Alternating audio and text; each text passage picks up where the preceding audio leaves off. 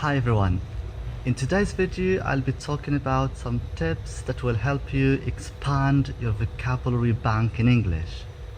If you suffer from this problem that sometimes you lack the right words to describe a situation or to express yourself freely in English, then stay tuned.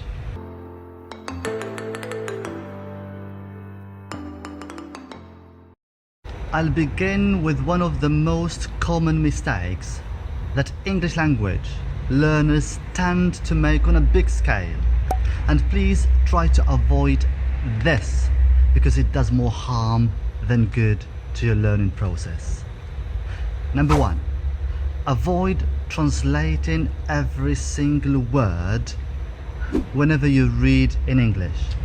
Try to read for pleasure and focus more on the context to understand the whole picture and select those fundamental words that maybe play a crucial role in understanding the whole meaning. So instead of translating every single word, pick and choose those very important words that maybe you've seen them somewhere else, maybe in a different article. Number two, instead of using a bilingual dictionary, that is to say, from English to your mother tongue, use a monolingual dictionary, that is to say, English word explained in English. In this way, you help your brain absorb more information and makes an effort to understand the whole picture.